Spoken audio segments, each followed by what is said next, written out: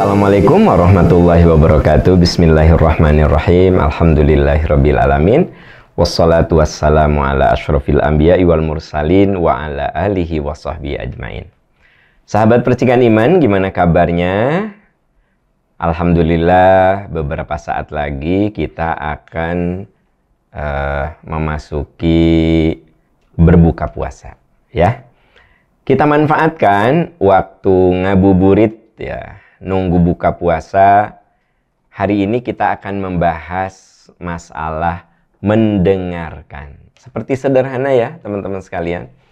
Tapi ternyata kalau kita lihat di dalam Al-Quran, teman-teman bisa lihat ya di rumah, itu surat Al-Mulk. Nah, surat Al-Mulk ayat 23. Di situ ada firman Allah yang menyebutkan, A'udzubillahi minasyaitonirrajim. Qul huwallazi ansha'akum wa ja'ala lakumus sam'a wal absara wal af'idata qalilan ma tashkurun. Katakanlah Allah yang menciptakanmu dan menjadikan untukmu pendengaran. Jadi ternyata sahabat, yang pertama kali disebut itu pendengaran. Wal absar, penglihatan. Afidah, hati atau pikiran. Tapi sedikit sekali kamu berterima kasih. Nah, ini isyarat, saudara-saudaraku tercinta, bahwa jangan disepelekan masalah mendengarkan. Karena ternyata mendengarkan itu yang pertama kali disebut saat Allah berfirman tentang perangkat-perangkat yang ada pada manusia. Nah, bahkan ada penelitian di kalangan para ahli bahwa ketika janin itu di dalam rahim, yang pertama kali berfungsi itu memang pendengarannya. Dan mata itu, penglihatan, baru berfungsi dengan baik setelah lahir. Itu pun setelah beberapa bulan. Nah, sementara pendengaran saat di dalam rahim saja itu sudah berfungsi. Karena itu kenapa wanita hamil dianjurkan untuk memperdengarkan. Kalau memperdengarkan itu maksudnya membaca dikeraskan, ya. Kalau di barat itu diperdengarkan cerita-cerita. Ketika ibu hamil tuh baca buku-buku cerita gitu. Ya, kita punya yang lebih hebat dari itu, yaitu Al-Qur'an.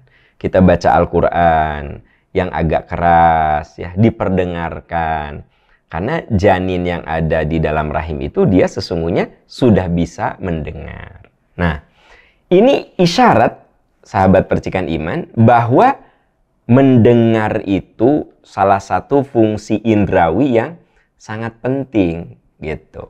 Nah, di Ramadan ini ya kita belajar sedikit-sedikit. Hari ini kita belajar mendengarkan aja, ya.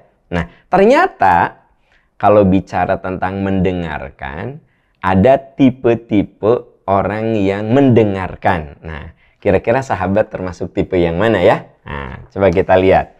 Pertama, namanya pretending. Jadi pretending itu pura-pura mendengarkan, gitu.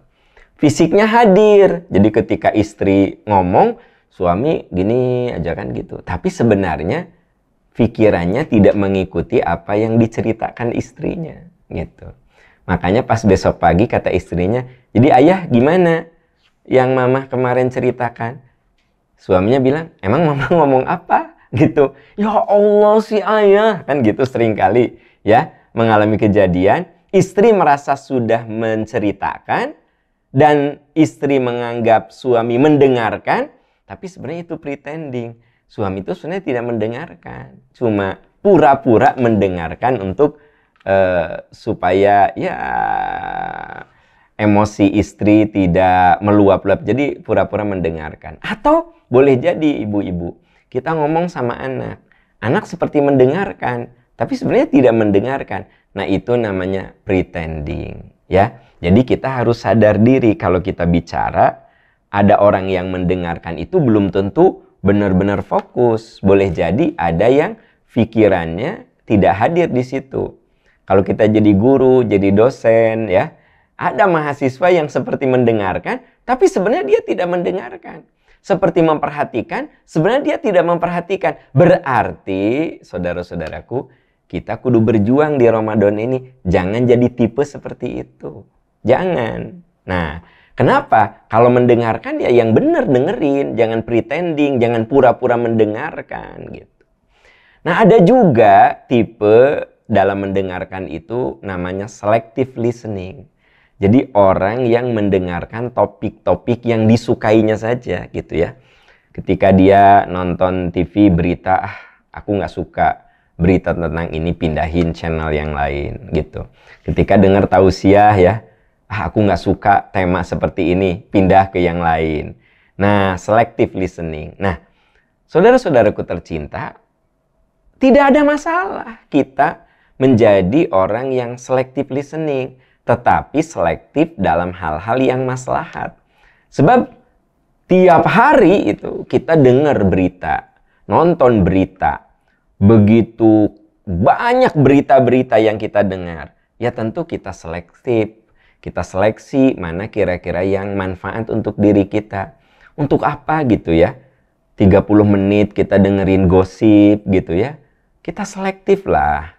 Untuk apa kita 30 menit dengerin hal-hal yang mengandung fitnah? Coba kita selektif. Jadi ada saat memang, yuk di Ramadan ini kita menjadi selective listening. Seleksi mana bagian-bagian yang perlu kita dengarkan, mana bagian-bagian yang memang perlu kita fokus, ya. Kenapa? Karena memang hidup itu pilihan, maka kita harus pandai memilih dan memilah. Nah, apalagi ada penelitian katanya kalau yang di media sosial itu sebenarnya 80% itu sampah. Kebayang nggak sama teman-teman?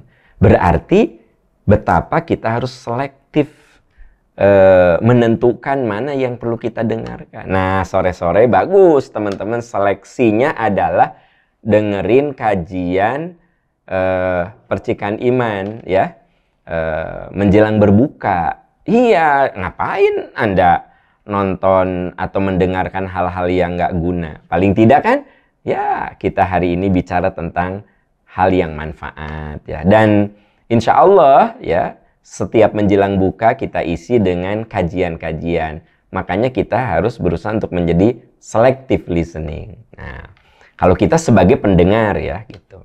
Nah, yang ketiga adalah attentive listening. Yaitu mau mendengarkan dengan seksama, mau mendengarkan dengan serius, berusaha memahami. Nah, biasanya sahabat-sahabat, setelah orang itu selektif. Jadi gini, aku memilih materi menjelang berbuka di percikan iman. Nah, misalnya ya. Itu kan Anda selektif nih. Setelah itu atentif, serius dengerin.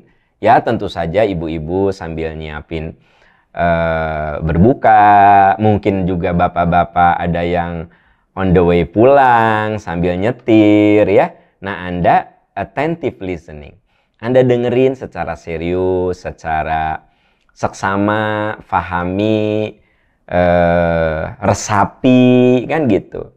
Karena katanya kalau kita mendengar ilmu itu sebaiknya seperti kita makan, kita kunyah dengan baik, kita telan dengan lembut. Nah, attentive listening itu orang yang selalu berusaha untuk fokus ya terhadap apa yang didengarkannya. Nah, yang keempat, saudara-saudara sekalian, empathic listening. Jadi mendengarkan secara empati. Nah, kalau kita dengar anak lagi cerita, maka kita harus empati. Oh iya nak, terus gimana sayang? Terus gitu ya. Nah, punten mohon maaf kadang-kadang anak lagi ngomong, ibunya gini, iya terus gimana nak? Ya, terus? Ya udah tuh ini aja tuh. Anak ngomong, ibunya masih gini. Suami ngomong, istri browsing apa. Atau sebaliknya, istri ngomong, suami malah main dengan HP-nya. Yuk, di Ramadan ini kita belajar aja bagaimana kita menjadi pendengar yang empati ya. Menjadi pendengar yang menghadirkan seluruh rasa. Menghadirkan seluruh jiwa untuk menghargai orang yang berbicara.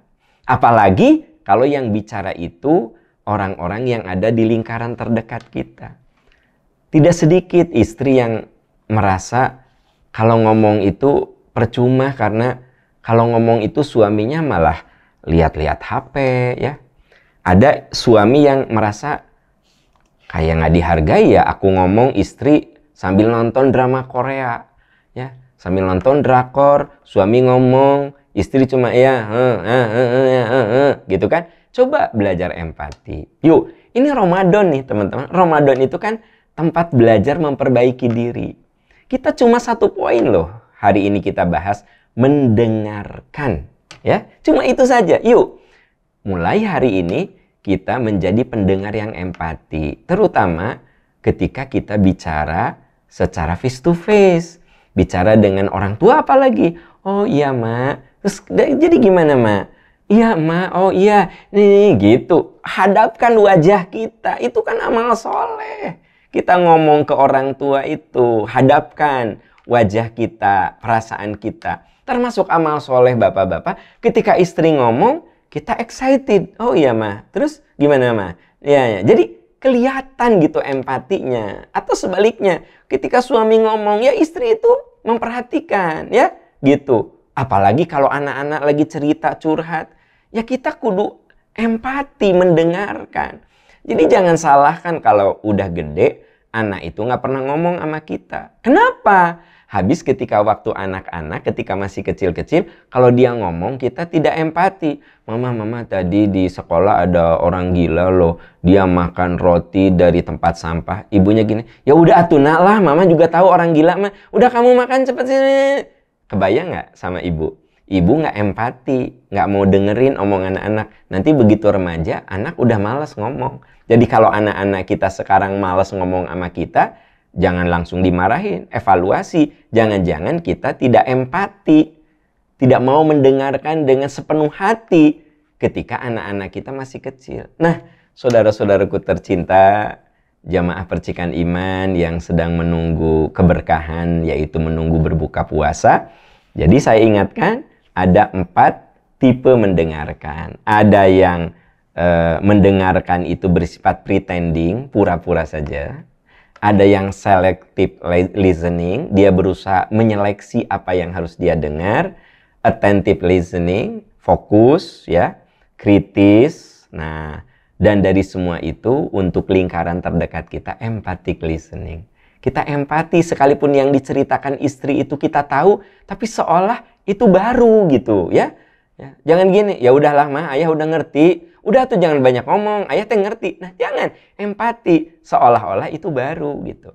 Kalau anak lagi ngomong, ya empati. Seolah-olah kita teh belum tahu, sekalipun kita sudah tahu. Nah, saudara-saudaraku tercinta, yuk. Ramadan ini, mari kita belajar 1 kata. Mendengarkan. Ya. Bagaimana kita menjadi pendengar yang bijaksana, karena mendengar itu adalah pintu ilmu. Selamat berbuka puasa, semoga Allah memberkahi, semoga ini menjadi puasa terbaik, Ramadan terbaik dalam hidup kita. Terima kasih sahabat-sahabat percikan iman. Subhanaka Allahumma wa bihamdika, asyhadu an la ilaha illa anta astaghfiruka wa atubu ilaik. Walhamdulillahi rabbil alamin. Wassalamualaikum warahmatullahi wabarakatuh.